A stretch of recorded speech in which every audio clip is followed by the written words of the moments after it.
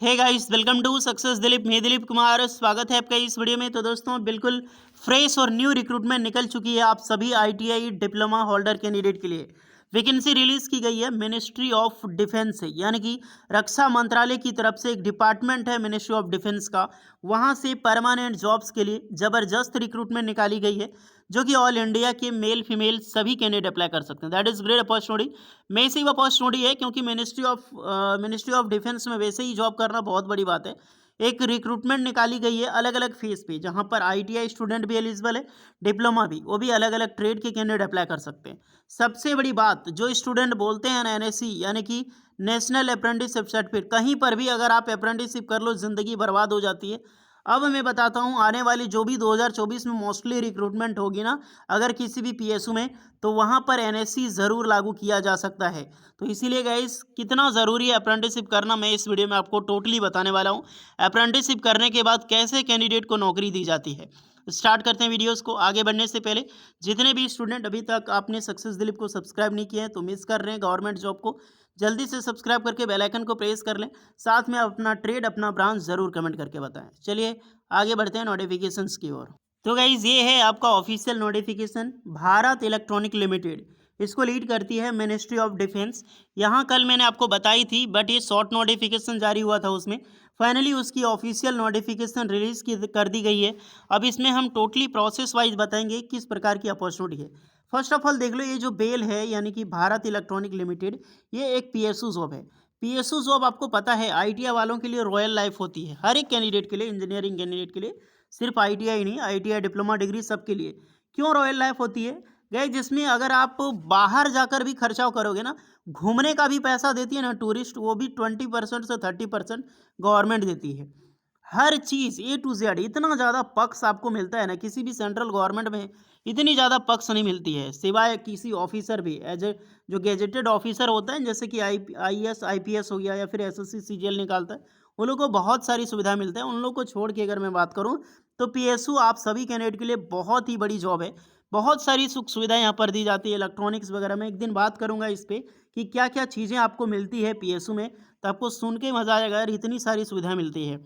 चलिए अब स्टार्ट करते हैं। गाजियाबाद यूनिट से वैकेंसीज है, मौका मत छोड़ना, जो भी कैंडिडेट एलिजिबल है। वैसे भी 2024 आपका नौकरी वाला साल होने वाला है। सबसे पहले रिक्रूटमेंट है इंजीनियरिंग असिस्टेंट ट्रेनिंग की। इसमें अप्लाई कौन कर सकता है? First of all diploma candidate कर सकता है। ब्रांच किसके लिए है? इलेक्ट्रॉनिक्स, इलेक्ट्रिकल और मैकेनिकल। तीन ब्रांच के लिए रिक्रूटमेंट है। इलेक्ट्रॉनिक में 7 है, इलेक्ट्रिकल में 3 है, मैकेनिकल में टोटल 12 है। सेलेक्टेड होने के बाद आपको सैलरी कितनी मिलेगी? ग्रेड सैलरी अगर मैं बात करूं तो देख सकते हैं 24,500 से लेकर 90,000 तक सैलरी मिलेगी। सीटीसी अप्रॉक्सीमेटली आपको मिलेगी, लगभग लगभग बात करो तो लगभग 7 लाख तक सीटीसी आपको प्रोवाइड की जाएगी। और इसमें अगर टीए डीए एचआरए सब कुछ अगर जोड़ा जाए तो 10 लाख से भी ज़्यादा क्रॉस हो सकता है गाइज, क्योंकि बहुत सारी सुविधा आपको मिलती है बीईएल में। ओके, नेक्स्ट रिक्रूटमेंट है टेक्नीशियन ग्रुप सी की।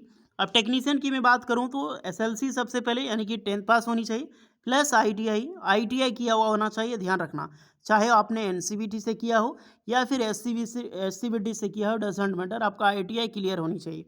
अब आईटीआई तो चाहिए, प्लस 1 ईयर का नेशनल अप्रेंटिसशिप का सर्टिफिकेट होना चाहिए, यानी कि एनएससी। जैसे कि मैंने आपको अभी बताया, कितने स्टूडेंट एनएससी कर चुके हैं कमेंट में ज़रूर बताइए। अब देखिए, ज़रूरी नहीं कि बेल से ही अप्रेंटिसशिप हो, किसी भी डिपार्टमेंट से, किसी भी डिवीजन से आपने कर रखी हो अप्रेंटिसशिप, बिल्कुल आप अप्लाई कर सकते हैं। फ्रेशर अप्लाई कर सकते हैं, कुछ भी चीज़ ज़रूरत नहीं है। ब्रांच कौन सा है? Electronic mechanic. कितनी पोस्ट है? 12। इलेक्ट्रिकल यानी कि वही आपका इलेक्ट्रिशियन, इलेक्ट्रिशियन के लिए 2 पोस्ट है। फिटर के लिए 10 पोस्ट है। इलेक्ट्रिशियन वालों के लिए थोड़ा यहाँ पर क्या है कि अन्याय हो रहा है, मात्र 2 पोस्ट पर वैकेंसी निकाली गई है। खैर, कैटेगरी वाइज देख लेना। ये जो पोस्ट है इसके लिए सैलरी आपको कितनी मिलेगी? लगभग 6 लाख पर ईयर एनएम के हिसाब से आपको अप्रॉक्सीमेटली दी जाएगी सीटीसी। सैलरी में बात करूं 21,500 से लेकर 82,000 तक सैलरी प्रोवाइड की जाएगी। और यहाँ पर जैसे कैंडिडेट होते हैं तो 48 से 50,000 के समथिंग में आपको ज्वाइनिंग के टाइम सैलरी मिलती है आफ्टर ट्रेनिंग के बाद।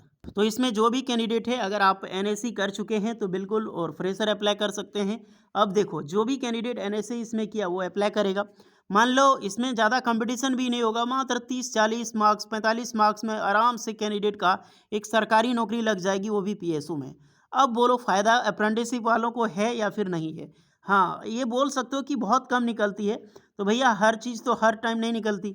आरआरबी लोको पायलट की वैकेंसीज़ देख लो ना, 5 साल के बाद आने वाली है। तो वही चीज़ कोई भी टाइमली नहीं है, लेकिन कहीं न कहीं जो भी चीज़ एजुकेशन लाइन में करो वो बेनिफिट्स देखने को मिलेगा, चाहे किसी भी फील्ड में हो। बस पैशंस रखना है। अब जो भी कैंडिडेट हैं जाओ जाकर जाएँ। इंजीनियरिंग ट्रेनी पीरियड होता है 6 मंथ का, उसको 24,000 पर मंथ मिलेगी सैलरी के हिसाब से, स्टाइपेंड बोलते हैं इसको। ट्रेनिंग के बाद आपको अच्छा सैलरी मिलेगी। 18 साल से लेकर जो कैंडिडेट है वो अप्लाई कर सकता है 28 साल, टेक्नीशियन वालों के लिए भी 28 साल। इसमें से एज रिलैक्सेशन सभी को मिलेगी, एसटीसी वालों को 3 साल की और ओबीसी वालों को 5 साल की। आई मीन सॉरी, एसटीसी वालों को 5 साल की और ओबीसी वालों को 3 साल की।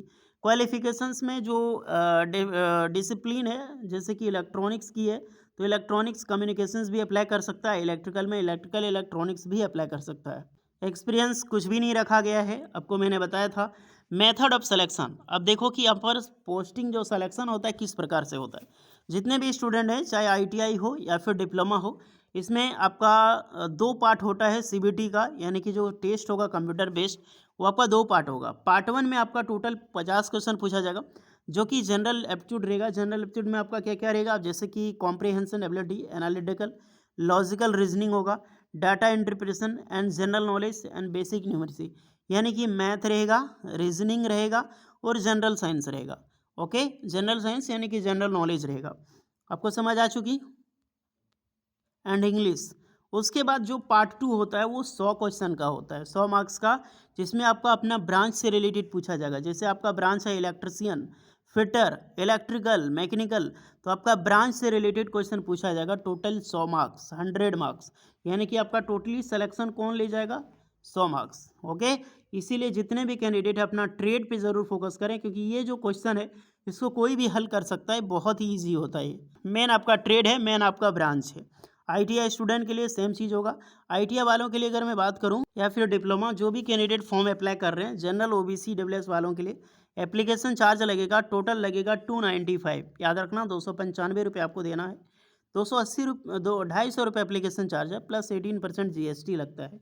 और जितने भी एसटी एससी कैंडिडेट हैं, पीडब्ल्यूडी कैंडिडेट हैं, उनके लिए कोई भी एप्लीकेशन चार्ज नहीं लगेगा। इसकी ऑफिशियल वेबसाइट पे विजिट करके फॉर्म अप्लाई कर सकते हैं, प्लस ऑनलाइन आपको पेमेंट करना है, जो कि ऑनलाइन SBI डॉट यानी SBI कलेक्ट के ज़रिए आप पेमेंट करना चाहते हैं वो कर सकते हैं। लिंक आपको डिस्क्रिप्शन मिल जाएगी इसकी फॉर्म की, और कैसे पेमेंट करनी है उसकी। कुछ डाउट हो रही है आपके एक्स्ट्रा मन में, तो आप बेझिझक कमेंट कर सकते हैं। इसकी लास्ट डेट है फॉर्म अप्लाई करने के लिए 31 जनवरी 2024 तक। इसकी रिटर्न टेस्ट फरवरी 2024 में, जो कि टेंटेटिव रखा गया है, लेकिन आराम से फरवरी में हो जाएगा, क्योंकि ये करवा लेती है जल्दी ही। ओके, तो ये है भैया रिक्रूटमेंट, जो कि अप्रेंटिसशिप वालों के लिए अगर मैं बोलूँ तो अच्छा मौका है। एनएससी जो कर चुका है उन सब के लिए भी अच्छा मौका है। तो जो भी कैंडिडेट हैं जाओ जाकर अप्लाई करो, और कुछ डाउट है तो कमेंट करके बताना। वीडियो इस पर लगी हो लाइक शेयर एंड सब्सक्राइब जरूर करें। मिलते हैं नेक्स्ट वीडियो में, तब तक के लिए जय हिंद।